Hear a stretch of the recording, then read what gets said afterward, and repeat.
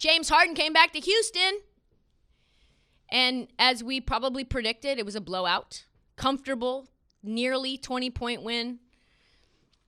Not a lot to talk about in that game, except for my 6-unit win. That was like the lock of the night. Hell yeah. Hell yeah. I was on it, but not that much. Nets minus 10.5, just hammered. But the thing that I want to talk about was all of the chatter prior to the game. Fanfare from James to Kyrie to, like you said, Marty, the fucking owner of the Houston Rockets himself had some things to say as well. Let's play what Kyrie said. Everybody at home, enjoy the game. There will be no tension or no shit talking going on the court or about James in my presence or anybody else's presence.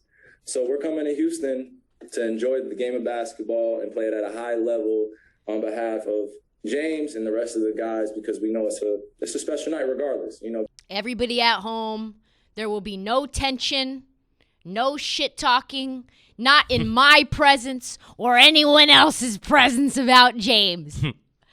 That was some bodyguard shit right there. Mm-hmm. No one is going to be talking shit about James. He also said earlier, we've all been through this. We've seen it all. We've done it all. So I thought to myself, Kyrie and Kevin Durant are the perfect players to be James Harden's teammates when he's going back to the city that he created bad blood in.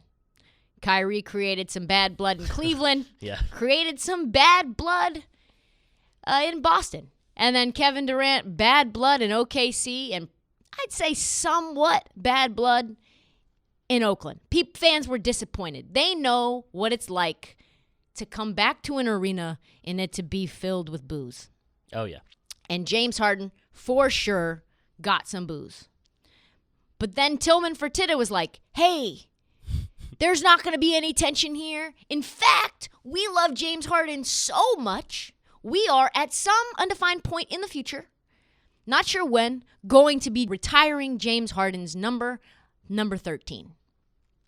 No idea when that's coming, but that's coming down the pike. James Harden will always be a Rocket in our estimation. Thank you so much, James, for your service. We love you. Let's just sweep everything under the rug in terms of how you left. And then James Harden is like, yup, I love Houston. Houston is my home. It's always going to be my home. I want to change thousands of lives because the city of Houston has done so much more for me than you could even know. It, to me, felt like before the game, holy shit, things must be tense. Because everybody is talking about, let's just cool the temperature down. And James Harden says that Houston is his home. And I don't know if you know this, Marty, but James Harden even opened up a restaurant recently in Houston called 13 after his jersey number. I did not know this. James Harden, in the middle of a pandemic, has opened up a 250-person restaurant. Head chef, former NFL running back, cannot make this shit up. You cannot make this shit up. Wow. The food selection, high-end, strip club chic. Fried lobster tail on top of mac and cheese. $125 32-ounce dry rub tomahawk steak with pineapple butter on top. Okay. I mean, no shit. Like, if this is James Harden's kind of food, no wonder he's putting on 20 in the offseason. If he's not running and playing 82 games in a season, I mean, he's just getting fat. That's just what he's doing. Just eating his dick off. But just eating his dick off. Exactly.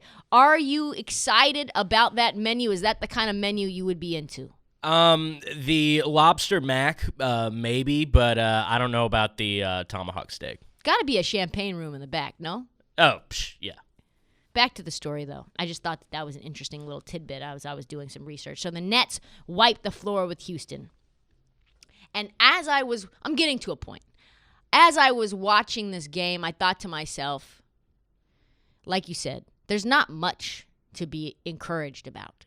This team is big trash without Christian Wood. They are awful. Like, just losing to everyone. The easiest bet in sports right now is betting against the Houston Rockets. Just responsibly put a lot of money on that. They are so trash that after losing, their coach is so trash. He is so defeated even when he's trying to rile them up, it's still tepid. Just answering questions like, why do you guys suck? Why can you guys not compete? Why do you guys not try? Play the clip. Just getting behind on defense and everything. How do you correct that in such a short amount of time? Yeah, it's all of us looking in the mirror and deciding that we're not going to take it anymore. We're not going to allow this anymore. We're not going to succumb to the pressure, to the adversity, to the disappointment that has been building for a long time. Oh my God. This guy,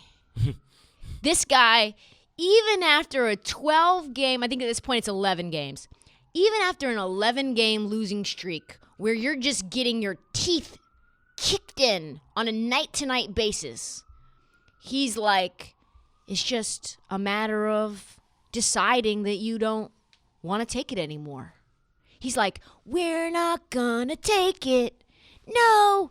But even with like less energy than that, I am not inspired by Steven Silas in the least. Yeah. He had some serious Earl Watson vibes. He has big Earl. You know all about Earl Watson. When we were tanking, it's a very similar feeling to that, where there's just nothing positive happening and the coach just has to go and, yeah. He has to stand out there like a wet rag and just explain himself in the most, I don't know what's going on. Yeah. What else do you want from me? These guys can't play basketball.